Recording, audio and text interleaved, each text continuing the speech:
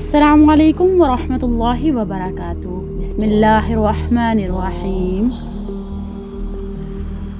ہم دیکھ رہے ہیں سیدہ تماظر بنت عمرو رضی اللہ عنہا، جن کو اللہ کے پیارے محبوب محمد صلی اللہ علیہ وسلم نے خنسا کا لقب دیا، اور اس کے بعد اللہ کے پیارے محبوب محمد صلی اللہ علیہ وسلم نے شاعرہ کہا۔ ہم نے دیکھا کہ انہوں نے وہ کس طرح اپنے بچوں کو جنگ کے لیے تیار کر رہی تھیں، اور جیسا کہ ہم نے سورہ العمران کی آیت دیکھی، اے لوگو جے ایمان لائے ہو صبر سے کام لو، باطل پرستوں کے مقابلے میں پامردی دکھاؤ، حق کی خدمت کے لیے کمر بستہ رہو، اللہ سے ڈرتے رہو، امید ہے تم فلاح پاؤ گے۔ جب تم صحت و عافیت کے ساتھ صبح کے وقت اٹھو تو اپنے دشمن سے نابرد آزما ہونے کے لیے چاقو چوبند ہو کر میدان جنگ میں اترو۔ جب لڑائی کی آگ بھڑک اٹھے، زور کا رن پڑے، تو تم پورے جوش و ولولے کے ساتھ اس میں داخل ہو جاؤ۔ پھر یا تو تم غازی بن کر کامیابی حاصل کرو گے اور مال غنیمت کے ساتھ واپس لوٹو گے، یا شہید ہو کر خلد بنی کے معزز مہمان بن جاؤ گے۔ ہر دو صورت میں کامیابی و کامرانی تمہاری قدم بوسی کرے گی۔ ایک ماں اپنی اولاد کو کس طرح سے جنگ کے لیے تیار کری تھی۔ آگے وہ کہتی ہیں کہ ایک مومن ماں نے اپنے مومن بیٹوں کے دلوں میں بہادری کی رمق پیدا کر دی، اور وہ اپنی والدہ کی جانب سے حوصلہ پا کر ایک اکھڑ مزاج ظالم دشمن کے مقابلے کے لیے روانہ ہوئے۔ ایک نیک دل بیٹوں نے اپنی والدہ کی وصیت کو میدان جنگ میں اترنے کے لیے زاد راہ بنا لیا۔ ماں کی وصیت بیٹوں کے لیے ایک ایسا نور ثابت ہوئی جس سے میدان میں اجالا ہو گیا، یہاں تک کہ انہوں نے اپنے دشمن سے وہ کچھ حاصل کر لیا جس کی وہ امید رکھتے تھے۔ پھر نوجوان بیٹے جنگ کے لیے تیار ہو گئے، اور انہوں نے اپنی والدہ سے پختہ عہد کیا کہ یا وہ غازی بنیں گے یا جام شہادت نوش کریں گے۔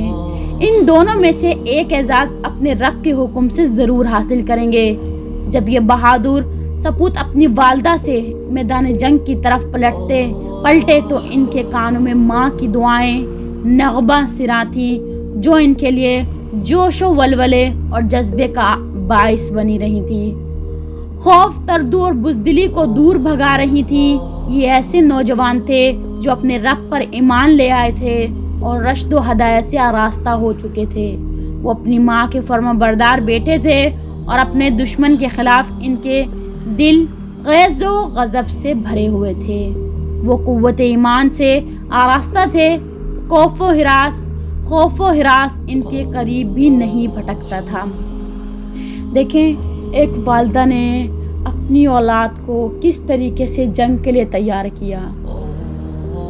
ان کی والدہ نے یہ نہیں سوچا کہ میرے بیٹے جنگ کے لیے جا رہے ہیں، واپس نہیں لوٹیں گے، لیکن ان کی والدہ نے کیا کہا، یا تو غازی بن کر لوٹو گے یا جہاں میں شہادت نوش کرو گے۔ کتنی پیاری بات ہے نا۔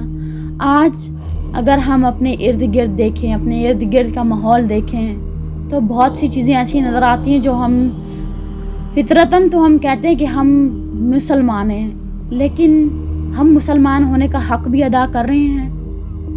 ہمارے والدین ہمیں لاکھوں کی پڑھائیاں کرواتے ہیں، سینٹرز، کالجز، یونیورسٹیز، بڑے سے بڑے سکولز، بڑی سے بڑی بکس، اچھی پڑھائی، اچھے سکولز، اچھے سینٹرز، سب کچھ دلواتے ہیں، لیکن ہمیں کبھی یہ نہیں کہتے کہ اپنا کچھ وقت قرآن کو سمجھنے کے لیے بھی لگا لو، اپنی کچھ زندگی قرآن کے لیے بھی لگا لو۔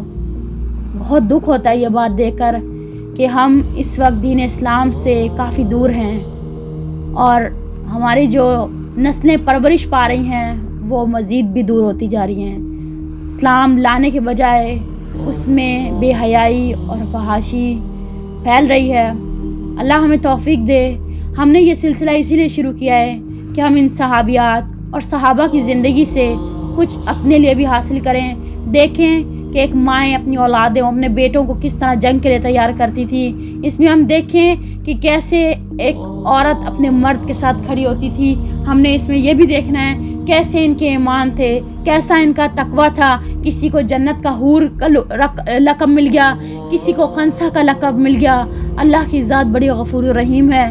اور اس پیارے محبوب محمد صلی اللہ علیہ وسلم کے وقت میں بہت ہی پیارے لوگ تھے. تکلیفیں تو بہت کاٹی، آزمائشیں بھی بہت دیکھی، لیکن اللہ کی راہ کبھی نہیں چھوڑی. آزمائشوں میں اللہ کے لیے وہ کھڑے رہے. اللہ نے ان کی سخت سے سخت آزمائش لی، لیکن وہ اپنے رب کر چھوڑ کو کہیں نہیں گئے. کبھی بھی اپنے رب کو چھوڑ کر نہیں گئے، پیچھے نہیں پلٹے. ہمیں اپنا اس چیز کا محاسبہ ضرور کرنا ہے کہ ہم اس وقت کون سی زندگی جی رہے ہیں. کیا ہم لا الہ الا اللہ محمد رسول اللہ کہنے کا حق ادا کر پا رہے ہیں؟ کیا ہم اپنے مسلمان ہونے کا حق ادا کرتے ہیں؟ ضرور ہم نے اپنا محاسبہ کرنا ہے اور اپنا کچھ وقت قرآن کے لیے ضرور لگانا ہے. قرآن ایک بہترین کتاب ہے جو ہمیں زندگی کا مطلب اور مقصد بھی سمجھاتی ہے، جو ہمیں عقیدے کا مطلب بھی سمجھاتی ہے، جو ہمیں ہمارے پیدا ہونے کا مطلب بھی سمجھاتی ہے کہ اللہ تعالیٰ نے ہمیں کیوں دنیا میں بھیجا، اللہ نے ہمیں ہی کیوں اپنے پیارے محبوب محمد صلی اللہ علیہ وسلم کو امتی بنایا. ضرور ہم نے محاسبہ کرنا ہے. اگر ہم غور و فکر کریں تو ہمارے اندر سے ہمیں بہت سارے سوالوں کے جواب ملیں گے کہ ہم مسلمان ہونے کا حق کہاں ادا کر رہے ہیں. کیا ہم اس کتاب پر اس طرح سے ایمان لا رہے ہیں جس طرح لانے کا حق ہے؟ ضرور محاسبہ کرنا ہے انشاءاللہ. ان میں سے ایک نوجوان رزمیہ اشعار پڑھتا ہوا میدان میں اترا. وہ یہ کہہ رہا تھا، یہ اشعار جو ہیں عربی میں ہیں، انشاءاللہ آپ کے ساتھ ضرور شیئر کیے جائیں گے. یہ نوجوان انتہائی دلیری اور بہادری کے ساتھ دشمن سے پنجہ آزما ہوتے ہوئے جام شہادت نوش کر گیا. پھر دوسرا نوجوان یہ رزمیہ اشعار کہتا ہوا میدان جنگ میں اترا. یہ نوجوان بھی میدان جنگ میں بہادری کے جوہر دکھلاتا ہوا جام شہادت نوش کر گیا. پھر تیسرا نوجوان رزمیہ اشعار پڑھتا ہوا میدان جنگ میں اترا. وہ یہ کہہ رہا تھا، یہ بھی میدان جنگ میں بہادری جواں مردی کا بھرپور مظاہرہ کرتے ہوئے جام شہادت نوش کر گیا. پھر چوتھا نوجوان رزمیہ اشعار پڑھتا ہوا آگے بڑھا. وہ یہ کہہ رہا تھا، یہ بھی بہادری اور جواں مردی کے جوہر دکھلاتا ہوا جام شہادت نوش کر گیا. اس طرح چاروں بھائیوں نے موت کو اس طرح ایک ساتھ گلے لگایا جس طرح انہوں نے مل جل کر ایک ساتھ زندگی بسر کی. اللہ سبحانہ تعالیٰ ان پر اپنی رحمت کی برکھا برسائے. جنگ قادسیہ کے بہادر جنگجو فتح یاب ہو کر واپس آئے، لیکن سیدہ خنسا رضی اللہ عنہ کے چاروں فرزند واپس نہ آئے. یہ سیدہ خنسا رضی اللہ عنہ میدان جنگ کی طرف روانہ ہوئی تاکہ اپنے بیٹوں کے بارے میں معلوم کریں اور ان کی خوشبو محسوس کر سکیں. میدان جنگ سے واپسی آنے والے ایک شخص نے سیدہ خنسا رضی اللہ عنہ کے قریب آ کر درد بھرے انداز میں بتایا کہ تیرے چاروں فرزند جام شہادت نوش کر چکے ہیں. انہوں نے جذبہ اور جہاد سے سرشار ہو کر اپنے سینے پر زخم کھائے. وہ میدان جنگ سے پیٹ پھیر کر نہیں بھاگے. بلا شبہ وہ اپنے رب کے ہاں زندہ ہیں، وہاں ان کو رزق دیا جاتا ہے. سیدہ خنسا رضی اللہ عنہ کا ایمان خوشنما صورت میں آشکار ہوا. انہوں نے نہایت ہی صبر و تحمل کا مظاہرہ کیا.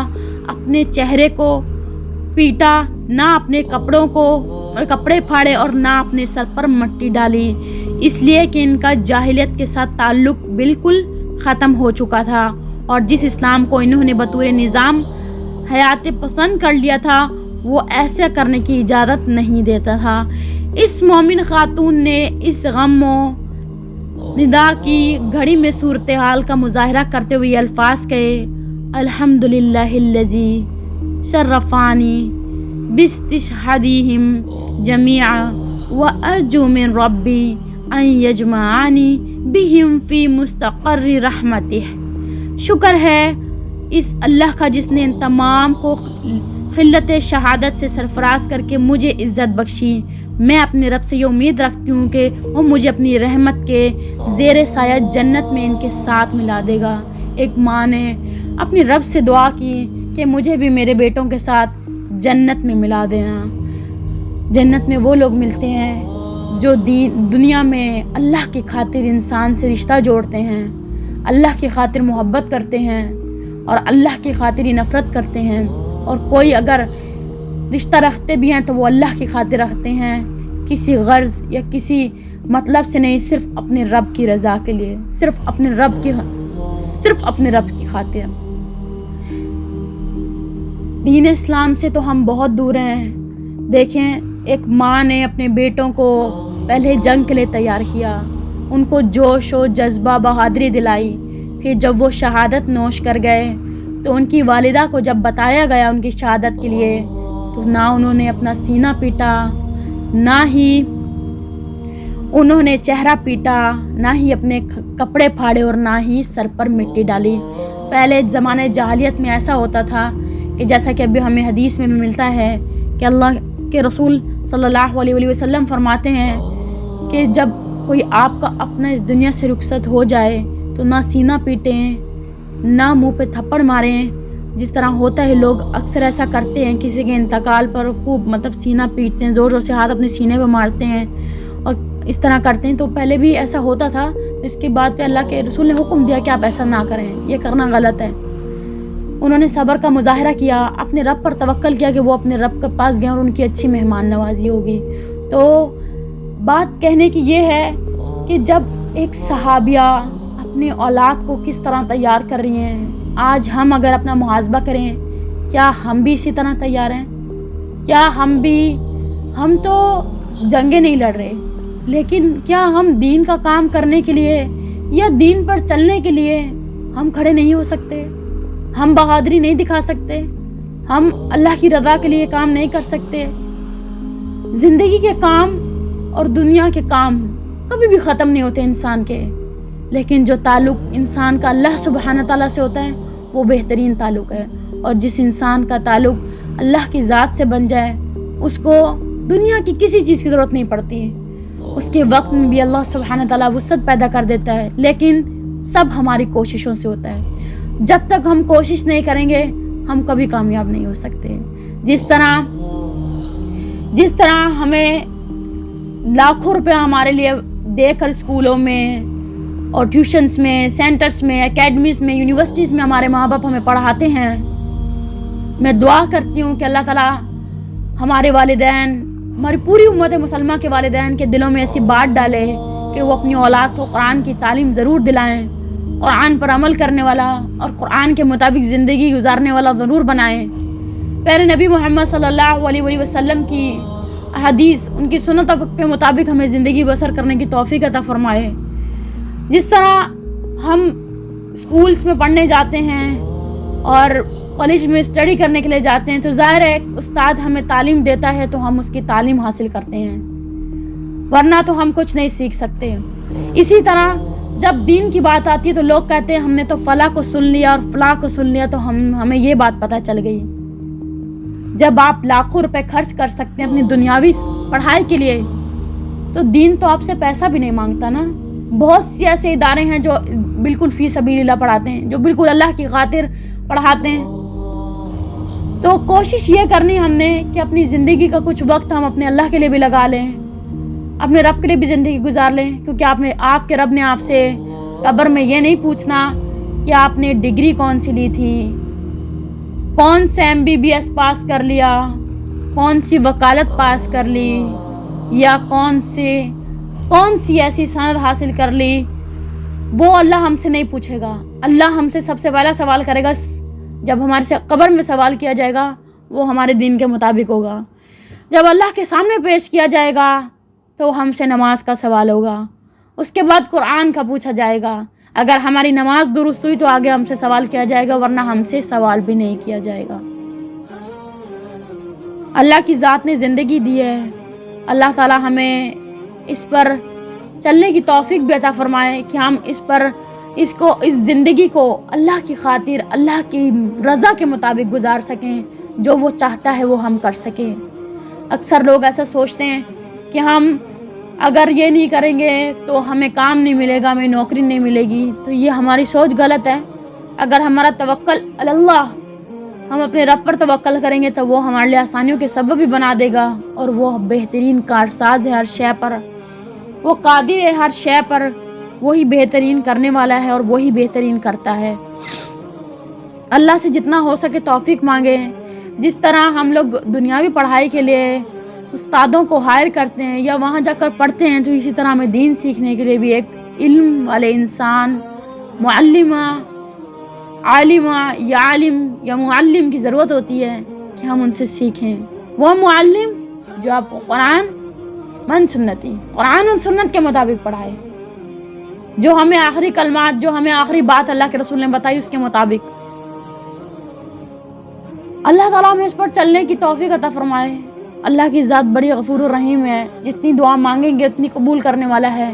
لیکن سوچیے گا ضرور، کیا ہم اپنے مسلمان ہونے کا اور اس کلمے کا حق ادا کر رہے ہیں؟ ضرور سوچیں اس بارے میں، اور اس بات کو اپنے تک نہ رکھیں، اس کو آگے بھی پہنچائیں۔ ان سے کہیں وہ بھی آگے پہنچائیں، ان سے کہیں وہ بھی، کیونکہ اسی طرح ہمارا مشن ہوگا، ہم آگے سے آگے دین کو پہنچاتے جائیں گے، اللہ کا کلمہ بلند کریں گے، اور پیارے نبی محمد صلی اللہ علیہ وسلم کے اس مشن کو جاری رکھیں گے انشاءاللہ۔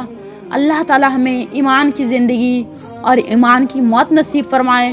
اللہ تعالیٰ ہمیں اسی راہ میں موت نصیب فرمائے کہ ہم اللہ کا کام کرتے کرتے اس دنیا فانی سے جائیں۔ تو اس کے لیے کوشش تو ہم نے خود کرنی ہے، وہ کوشش کیسے کرنی ہے یہ ہم نے اپنا محاسبہ ضرور کرنا ہے انشاءاللہ عز و جل۔ سیدہ خنسا رضی اللہ عنہا زندگی کے آخری لمحے تک نعمت ایمان سے سرفراز رہیں، اور وہ ایمان ہی کی حالت میں 24 ہجری کو دنیا فانی سے کوچ کرتی ہوئی راضی خوشی اپنے رب سے جا ملی۔ اللہ ان پر راضی ہوا اور انہیں اپنی رحمت سے سرفراز کیا، اور اللہ ان کے شہید بیٹوں پر راضی ہوا اور ان پر اپنی رحمت کی برکھا برسائی، اور اللہ سبحانہ تعالیٰ دیگر مسلمان شہداء پر راضی ہوا، انہیں اپنی رحمت کی نعمت سے نوازا۔ سیدہ خنسا رضی اللہ عنہا قوت ایمان کی بنیاد پر امتحان میں کامیاب ہوئی۔ اللہ سبحانہ تعالیٰ انہیں جزائے خیر سے نوازے، آمین ثم آمین۔ اور اس وقت ہم بھی اسی امتحان میں چل رہے ہیں، ہمارے امتحان ہو رہے ہیں، اور جو ہمارا رزلٹ آئے گا وہ ہمارا آخرت میں آئے گا، جب ہم عرفات کے میدان میں سب اکٹھے ہوں گے، اور جب ہم سے کہا جائے گا پڑھ اپنا نامہ اعمال۔ سوچ کے تو دل دہل جاتا ہے، کیا نامہ اعمال ہے ہمارے، ہم کیا کر رہے ہیں، کدھر کو جا رہے ہیں، یہ ہم نہیں سمجھ رہے اس چیز کو۔ لیکن اس وقت ہمارے سامنے ہماری نامہ اعمال کی کتاب رکھ دی جائے گی، اور اللہ ہم سے کہے گا پڑھ اپنا نامہ اعمال۔ کیا وہ وقت ہوگا، کیا اس وقت ہماری کیفیت ہوگی، یہ ہم سے بہتر کوئی نہیں جانتا۔ اگر ہمارے اعمال ٹھیک ہوں گے تو ہم خوشی سے اپنے رب کا دیدار کریں گے اور اپنے نامہ اعمال کی کتاب کو پڑھیں گے۔ لیکن اگر ہمارے نامہ اعمال کی کتاب میں بدی ہی بدی اور نیکیوں کی کمی ہے تو ہم اپنے رب کا دیدار سے بھی محروم ہو جائیں گے، اور رب کا دیدار بھی نہ کر سکیں گے۔ دیکھیں اللہ سبحانہ تعالیٰ ان سے کس طرح راضی ہو گیا، ان کو ایمان کی دولت سے نوازا۔ کس لیے نوازا؟ کیونکہ وہ تقویٰ تھا ان کا۔ کس لیے تقویٰ تھا؟ کہ وہ اپنے رب پر بھروسہ کرتے تھے، توکل علی اللہ تھا ان کا، اور ان کو پتہ تھا کہ لوٹنا ہی ہم نے اپنے رب کے پاس ہے، تو زندگی بھی اسی کے لیے بسر کرنی چاہیے۔ ان کو ایمان کی دولت سے سرفراز کیا اللہ سبحانہ تعالیٰ نے، اور پھر ان سے راضی بھی ہو گیا۔ کیا ہم نہیں چاہتے کہ ہمارا رب ہم سے راضی ہو جائے؟ کیا ہم ایسی کوششیں نہیں کر سکتے کہ ہم اپنے رب کو راضی کر لیں؟ وہ رب جو ہمیں کبھی مایوس نہیں ہونے دیتا، وہ رب جو ہمیں طرح طرح کی نعمتیں عطا کرتا ہے، وہ رب جس نے ہمیں زندگی دی ہے، یہ وہی رب ہے جو آپ کو صبح میں بھی نعمت عطا کرتا ہے اور رات میں بھی نعمت عطا کرتا ہے۔ یہ وہی رب ہے جس نے آپ کے لیے اس کائنات کو بنایا اور بہت ہی خوبصورت بنایا۔ جس کی کائنات اتنی خوبصورت ہے تو سوچیں اس کی جنت کیسی ہوگی۔ ضرور سوچیں اس بارے میں، اور اس کو جتنا ہو سکے آگے بھی پہنچائیں، خود بھی سنیں، اپنے پیاروں کے بھی سنائیں، اپنے والدین کے ساتھ بھی سنیں، اپنے بہن بھائیوں کے ساتھ بھی سنیں، اپنے دوستوں میں بھی اس کو بانٹیں، کیونکہ جیسا کہ اللہ کے نبی نے فرمایا کہ ایک دوست دوسرے دوست کے دین پر ہوتا ہے۔ تو اپنے دوستوں کو بھی اس راہ کی دعوت دیں، اس راہ میں اپنے ساتھ شامل کر لیں جو ہمیں آخرت تک لے کے جائے گی۔ میں ایک ایسی چین بنانا چاہتی ہوں جو ہم صرف اللہ کے لیے کام کریں، دین کو آگے سے آگے پہنچائیں، جتنا ہو سکے ہم سے ہم پہنچائیں، ان سے کہیں وہ آگے پہنچائیں، پھر آگے سے کہیں وہ ان سے آگے پہنچائیں۔ بات صرف یہ نہیں ہے کہ ہم نے اپنی بات سنوانی، بات یہ ہے کہ ہم نے اللہ سبحانہ تعالیٰ کا کلمہ بلند کرنا ہے، اور پیارے نبی محمد صلی اللہ علیہ وسلم کی قربانیاں جو انہوں نے دی ہیں، اور جس قربانیوں کے بعد ہم تک یہ دین پہنچایا ہے، ہمیں امت محمدی بنایا ہے، تو اسی طرح ہم نے اس مشن کو جاری رکھنا ہے تاکہ ہم آخرت میں اپنے پیارے نبی کے سامنے شرمندہ نہ ہوں، بلکہ ان کے ہاتھوں سے آب کوثر نصیب ہو، ہم آب کوثر پئیں، اور ہم ان کے ساتھ ان کی اطاعت کرنے والوں میں شامل ہو جائیں جو کہ سامنے والے تختوں پر ہوں گے، جو اللہ اور اس کے رسول کی اطاعت کریں گے۔ تو دین کو پہنچانا میڈیا کا دور ہے، جتنا ہو سکے اس سے آگے پہنچائیں، اور کوشش کریں کہ کچھ وقت اور کچھ رقم بھی اپنے رب کے لیے لگائیں۔ اکثر سننے میں آتا ہے کہ ہمارا پیکیج نہیں ہے یا ہمارا یوٹیوب کا پیکیج نہیں ہے، تو ہم لاکھوں کے یا ہزاروں کے سوٹس لے سکتے ہیں، شاپنگ کر سکتے ہیں، باقی چیزیں کر سکتے ہیں، تو کیا ہم اپنے لیے ایک مہینے کا 500 یا 1000 روپے نکال کے وہ اللہ کی راہ میں خرچ نہیں کر سکتے کہ مطلب ہم اس سے دین، وہ یہ نیت رکھ کے سیکھیں کہ ہم نے اس سے دین سیکھنا ہے؟ اگر ہم باہر نہیں جا سکتے سیکھنے کے لیے، تو گھر بیٹھے اگر آپ کو اپرچونیٹی مل رہی ہے تو سیکھنا چاہیے نا۔ کتنی تکلیفوں کے بعد ان کو دین ملا، اور آج ہم کیا کر رہے ہیں؟ اللہ ہم سے راضی ہو اور توفیق عطا فرمائے۔ جزاکم اللہ خیرا کثیرا۔ السلام علیکم ورحمۃ اللہ وبرکاتہ۔